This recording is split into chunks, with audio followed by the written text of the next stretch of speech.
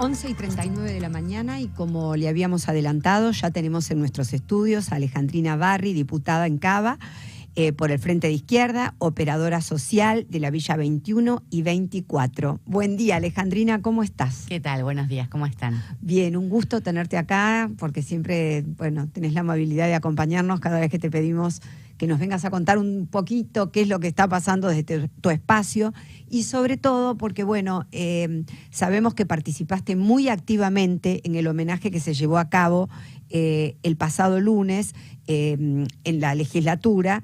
Entonces queremos que nos cuentes un poquito qué es lo que pasó con esto, con este homenaje que salta ahora justamente en un momento de plena campaña electoral, ¿no? Sí, participé activamente en mi doble carácter de legisladora y de hija de desaparecidos. Yo tengo a mis padres que fueron asesinados durante la dictadura. Yo misma fui apropiada en el propio operativo donde asesinan a mis padres y utilizada para hacer una campaña de prensa en ese momento para legitimar los crímenes más atroces del terrorismo de Estado cuando todavía no había cumplido ni 3 años, y de mis tíos también que están desaparecidos, que no sabemos nada de ellos, no sabemos qué pasó, cuál fue su destino. Participé activamente cuando nos enteramos el viernes, inmediatamente, presenté un repudio en la legislatura y empezamos a organizar la movilización, junto con el Encuentro Memoria Verde y Justicia, porque la movilización ha sido y es la herramienta que tenemos siempre para pelear contra la impunidad. Es una lucha que tenemos de hace décadas, de los organismos de derechos humanos, de los sobrevivientes, de los familiares, que todo lo que hemos conseguido en esta materia, en meter presos a genocidas, en realmente que se sepa que en la Argentina hubo un genocidio, fue producto de esta lucha colectiva. Y que el mensaje que queríamos dar es que por más que quieran volver con estos discursos, que nosotros no vamos a retroceder ni un ápice en lo que hemos conquistado. Eso no va a pasar y creo que el lunes fue una demostración de eso, fue una movilización muy importante. Y dentro de la legislatura también hicimos un escrache, los legisladores del Frente de Izquierda, directamente donde se hacía el acto de la negacionista Victoria Villarruel. Sí. Y realmente, ¿cómo vivieron ustedes el acto porque evidentemente que Victoria Villarruel lo viene haciendo esto año tras año, pero bueno, en el marco de este año fue muchísimo más significativo, ¿no? ¿Y qué trasfondo vos le encontrás a manifestarse justamente ahora con este tema, como a reavivarlo, digamos, ¿no? Uh-huh. ¿Cuál es la justificación que desde el Frente, o sea, obviamente desde tu espacio, le ven a esto? Sí, en principio lo que vos decís es importante, no son sectores nuevos. Victoria Villarruel la conocemos, a Miriam Bregman desde el 2015, que no para de atacarla en las redes. Miriam, aparte de ser mi compañera, es mi abogada en las causas de lesa humanidad y en los juicios a los genocidas, en los primeros juicios del 2006, que fue el juicio de Checolás, donde desapareció Jorge Julio López. Todo el tiempo sufrimos ataques de estos sectores, todo el tiempo. O sea, los juicios fueron muy duros, siguen siendo muy duros. No es que la pelea contra la impunidad fue algo fácil, ¿no? Entonces, yo creo que en este momento, hay un nuevo relato que están haciendo, esto es importante decirlo, porque ahora hablan de memoria completa. Antes probaron con decir que fue una guerra y le fracasó, porque demostramos que no hubo una guerra. Después fue la teoría de los 2 demonios y ahora dicen la memoria completa. Cuando es una falsedad absoluta, porque los que tienen que realmente decir la verdad son ellos. Los que saben, en la Argentina hubo un pacto de silencio terrible en relación a saber las cosas mínimas, humanas mínimas, como saber el cuerpo de nuestros desaparecidos. Muchas madres de Plaza de Mayo se están muriendo sin saber el destino del cuerpo de sus hijos, nuestros hermanos apropiados.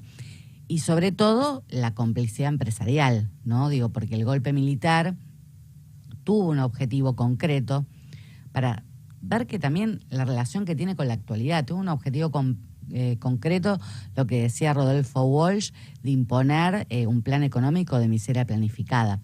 Y esos mismos empresarios son los que continuaron impunes hasta el día de hoy, y son los que vemos todos los días que están remarcando los precios, que están aplicando devaluación. Bueno, la misma presencia del Fondo Monetario Internacional era lo que decía Rodolfo Walsh. A 2 días del golpe se firmó el acuerdo con el Fondo Monetario Internacional.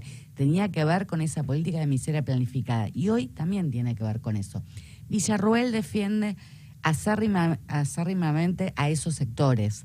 Busca la impunidad de los genocidas, claramente, y sobre todo busca representar a lo más concentrado de las grandes multinacionales, nacionales y extranjeras, que son los que no dudaron en hacer un genocidio para aumentar sus riquezas, y bueno, como te decía, que continúan hasta el día de hoy. Por lo que me preguntabas del trasfondo, yo lo que creo es que la mayoría de la gente no votó la dictadura, no votó las ideas de Victoria Villarroel, que en esto se está pasando, que el pueblo en las calles demostró, como cuando fue el 2x1, hicimos una movilización masiva y tuvieron que retroceder, pero que el trasfondo es una consecuencia de una crisis económica producto de un ajuste brutal que se está llevando adelante. Brutal. Sobre ese tema yo justamente ahora te iba a preguntar, sacarte un poquito del tema y preguntarte cómo lo están, porque bueno, ustedes han tenido una lucha. Hay relación. Claro, exacto. ¿Por qué está avanzando la ultraderecha? Exacto. ¿Por qué está avanzando la ultraderecha? Bueno, yo creo que tiene que ver con que hay un hartazgo enorme, una bronca muy grande con los partidos tradicionales, con el gobierno del Frente de Todos.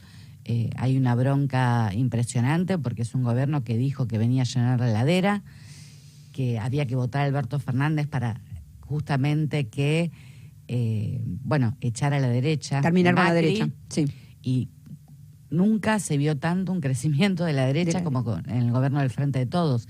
Y yo creo que tiene que ver con eso, con la bronca, con todas las promesas incumplidas, y que al revés, el día posterior a las elecciones, a las PASO, Sergio Massa aplicó una devaluación de más del 20% que implicó un empobrecimiento general de la población. Bueno, ¿eso cómo no va a generar bronca? ¿Cómo va a generar bronca? Y durante toda hace tiempo, ¿no? Digo, que los representantes de los partidos mayoritarios vienen teniendo una política de correr toda la agenda política a la derecha. Alejandrini, yo te hago una pregunta que la verdad que siempre me salta y sé que vos sos muy clara y además muy amorosa en la explicación de determinada. ¿Por qué no crece más la izquierda? Mira, yo creo que la izquierda en este marco hizo una buena elección, en el marco de que hubo una derechización, como te decía antes, de la agenda política. El mismo Milei es una construcción, fue una construcción. El otro día lo escuchamos a Sergio Berni con esas barbaridades, diciendo que ellos mismos le habían aportado candidatos y fiscales. Entonces dicen, ahora sorprende por qué crece la derecha y nos hace estos actos para reivindicar que quieren liberar a los genocidas, y fomentaron justamente que creciera por cálculos electorales. Eso creo que es algo muy, muy claro.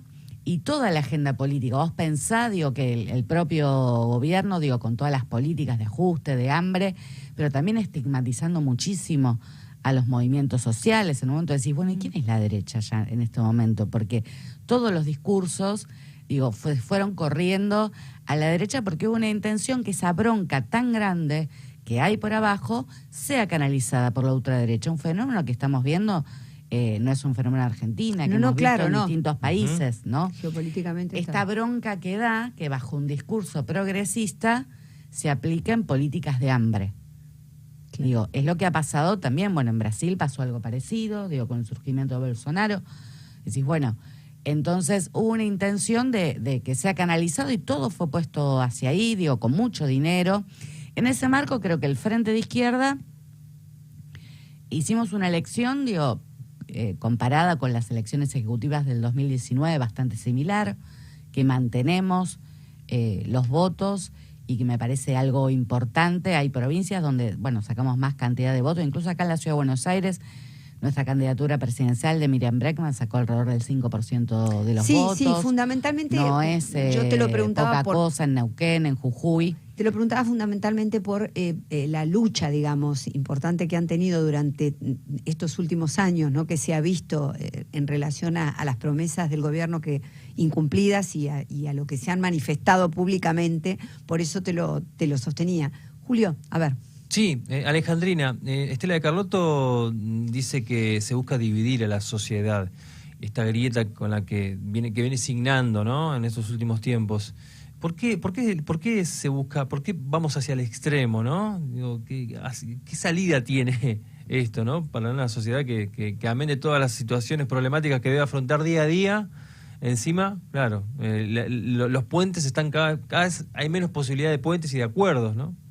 Sí, en principio quiero repudiar los dichos de Villarruel, que dijo sobre Estela de Carlotto, tremendo, que salió a decir, bueno, hacete cargo de tu hija es montonera, bueno, cuando su hija... Una falta de respeto solamente, más allá del espacio político, de la ideología o de lo que fuera, creo que por su edad, por su condición, o sea, no amerita que diga semejante cosa.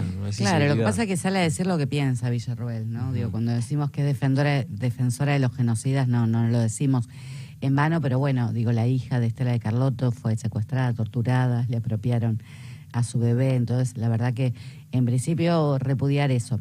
Mirá, yo creo que esa discusión, digo, también se dio el lunes, había que movilizarse o no, yo creo que indudablemente había que movilizarse. Nosotros en estas cosas no hacemos cálculos electorales. Claro, claro. Electorales. En este momento son cuestiones que tienen que ver con defensas elementales que la movilización es lo único que puede frenar, que estos sectores quieren avanzar en impunidad para los genocidas, para los militares.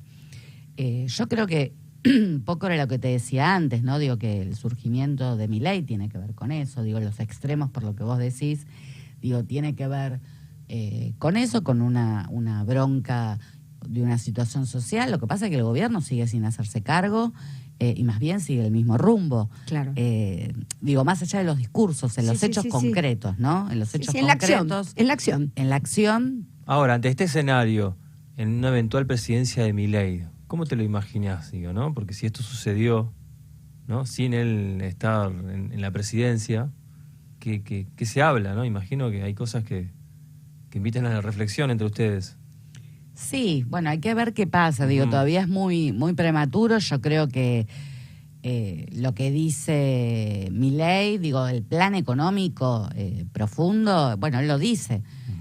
Todos los partidos, digo, salvo el Frente de Izquierda, que somos los únicos que planteamos que no hay que ajustar, sino al revés, que hay que desconocer la deuda soberanamente, que hay que romper el acuerdo con el Fondo Monetario Internacional, que hay que plantear una salida, el reparto de las horas de trabajo entre ocupados y desocupados, terminar con la verdadera división que hay en la Argentina es de la clase trabajadora, que se ha impuesto entre un pequeño sector que conserva algunos derechos y la mayoría que están precarizados y sobre todo la juventud. Entonces, por eso nuestro planteo del reparto de las horas de trabajo es muy importante, digo, para que todos puedan trabajar, pero creo que, bueno, como te decía, la única lista que plantea que no hay que ajustar es la del Frente Izquierda.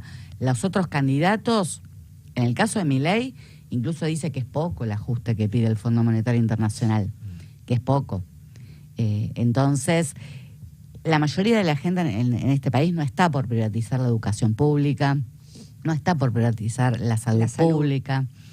Entonces, creo que, bueno, no está por liberar a los genocidas, digo, en un hipotético caso, digo, pero yo no puedo decir qué es lo que va a pasar, digo, en un futuro nos encontrarán en la calle peleando, como hemos hecho siempre, como hemos peleado en las calles contra gobiernos parecidos, como el menemismo, ¿no? Digo, porque Milei, su ídolo es Cavallo, es Menem, digo, que tuvo una política de ajuste brutal, de privatización. Bueno, nos encontrarán en la calle peleando, pero creo que el tema es no esperar a ese momento, digo, porque hoy hay un ajuste la lucha tremendo. Es hoy. La lucha es hoy porque el ajuste que se está viendo por parte del gobierno le hace el juego a la derecha. Claro. Entonces, para enfrentarla a la derecha también, Digo, hay que conquistar derechos, frenar este ajuste. Bueno, los derechos de las mujeres mismas, ¿no? Sí. Los derechos de las mujeres mismas, porque es un gran debate, porque, bueno, son sectores patriarcales que surge como una reacción al movimiento de mujeres, pero hay una realidad que el gobierno destina un porcentaje ínfimo a la situación de las mujeres, a la violencia de género, como parte del acuerdo con el Fondo Monetario Internacional. El gobierno nacional, ni hablar del gobierno de Larreta, ¿no? Donde también es uno de los presupuestos más bajos que hay en la ciudad, el presupuesto de violencia de género, así como el de niñez, ¿no? Sí. Alejandrina, una última pregunta para no abusar de tu tiempo tampoco, ¿no? Ustedes venían con un buen plan de lucha respecto de las necesidades para comedores escolares, las necesidades para los montos que estaban percibiendo las organizaciones. ¿En qué punto están con relación a esos reclamos? Porque después de las PASO, como que la situación quedó medio stand-by, entonces por eso te la pregunto. Sí, mira, en relación a los comedores escolares, mañana de sesión vamos a exigir un aumento inmediato de emergencia para la comida de los pibes y de las pibas, porque es una situación que no da para más. Nosotras con Miriam Bregman venimos hace mucho tiempo en la justicia peleando porque se cambie la alimentación escolar. En la propia pandemia el gobierno de Larreta ni siquiera quería darle los bolsones de comida, logramos que se lo diera, pero seguimos exigiendo eso, y lo que estamos viendo en este momento es una situación muy grave. Nos llegan denuncias, bueno, yo hablo con las familias cotidianamente con las que trabajaba en Villa 21-24, y la situación de los pibes, por más que la revista The Economist le haya dicho a Larreta que la ciudad de Buenos Aires es una de las mejores ciudades para vivir, el 28% antes de la evaluación de los niños y niñas en la ciudad eran pobres, y creemos que es una emergencia inmediata. Mañana se va a tratar la ampliación presupuestaria y no está contemplado ni siquiera esto, un aumento de emergencia para que nuestros pibes y nuestras pibas no pasen hambre. Entonces es algo que vamos a exigir, como lo estamos exigiendo a nivel nacional. Claro. Alejandrina, la verdad que te agradecemos un montón estos minutos para el arranque, que hayas pasado por aquí y que nos cuentes un poquito qué es lo que están viviendo desde tu espacio. Bueno, muchas gracias a ustedes como siempre por invitarme. No, Gracias. al contrario. Bueno, ya son las 11:56, pasó por el arranque Alejandrina Barri, legisladora en Cava por el Frente de Izquierda.